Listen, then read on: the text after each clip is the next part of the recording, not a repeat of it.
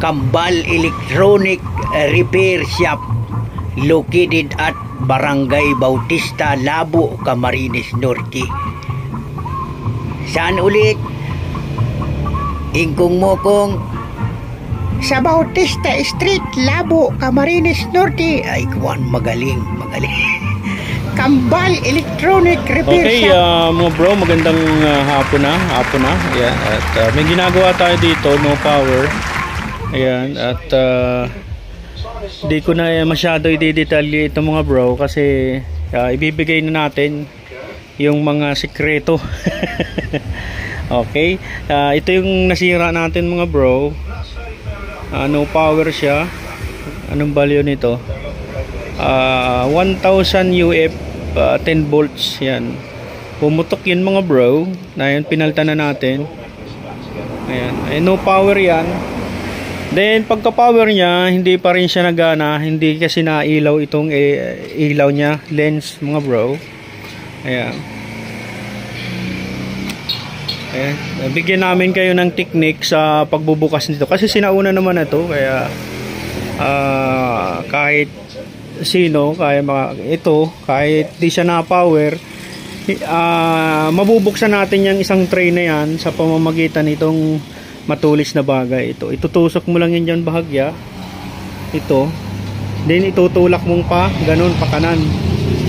Ayan, ayun, kita niyo ba umaangat oh. Ayan, pag gumano na, pwede mo na siyang mahila itong tray kahit hindi mo isaksak mga bro. Ayan, tapos may lock yan dito kabilaan, yan oh, lock, may lock din dyan. Ayan mga bro, hahatakin mo lang siya mga bro, hitiin mo, tutulak mo ng bagyang kaunti. Ayun, nakalampas na dun sa lock na yun. Ganun din dito sa kabila. Ayun, nakalampas na mga bro, pwede nang itulak sa palabas. Okay, napakasimple mga bro. Then para naman mapaangat natin ito, ayan, mapaangat, tutulak natin ito dito. Ayan oh, nakaangat na. Ayan. Tapos pagtetest nito, itong LCD lens pala, ayan, tutulak natin itong gear na to sa taas. Ayan. Then saka natin itasaksak.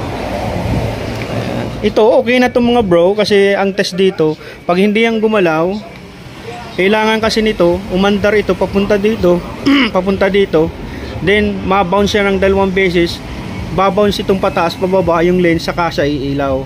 Yun yung test namin para ma-sure namin na ayos yung flex, ayos yung dinamo dito sa baba dito, at yung isa dito, bali ilang dinamo yan, bali 3. At siyempre spin din ito. Ayan, okay, testingin natin mga bro. Ito mga bro, okay naman na to at nagawa na natin to kanina. Ayan, i-on natin. Ayan, indication. Ayan, close. Yun, ayun oh mga bro. Ibig sabihin yan mga bro, gumagana siya ng mahusay. Okay, ay kailangan natin ng CD. Okay, lagyan natin ng CD.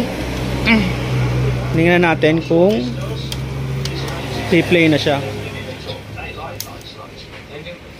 Okay, gayon pa rin ang proseso mga bro.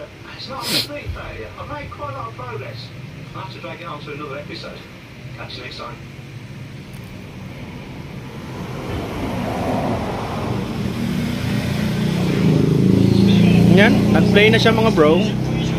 Okay.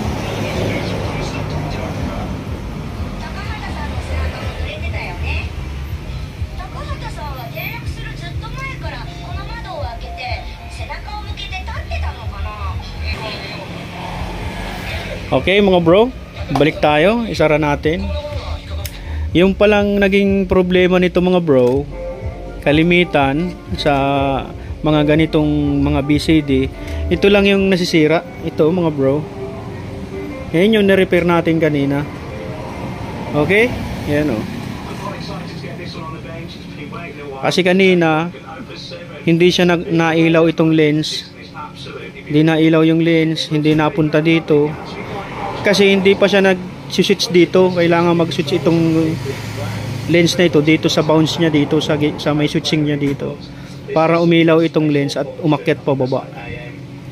Kasi ito sira. Nilinisan lang natin yan mga bro, kinabit din yan din nilinisan lang. Yun, gumana na siya mga bro. Okay, sana ay natutunan ninyo yon, basic na yon, di na natin ulit na i-detalye dahil ay may mga makalat, may mga gawain tayo. Muli, yan po, maraming salamat po sa inyong lahat.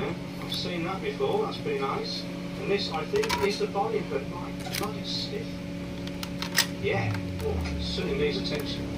I don't know, this is also really nicely angled. I like the drivers. These are brilliant. I think the sort of antenna's going to win. A very good hit to pitch around. This was a record player, tape player, and I think this is traditional speed. That's pretty cool. Didn't know he did that. Maybe West Germany. Maybe it was Hanover. Continental tyres. Very easy to say, but slide these across. Karaoke pala to. There's a radio chassis, not too dusty either. This is the mains transformer. I don't know if it's rusty or punted. Karaoke pala to. Yung Laura. This is with the output transformer, as you know, especially all these wires linked to the speakers. Oh, hello, what's this? There's a ferrite rod dangling. Oh. Shouldn't you be in there? Well, this will be the steerable antenna assembly, and the ferrite rod appears to have found out. I guess the blue died out after 66 years. Fortunately, there's only one public test.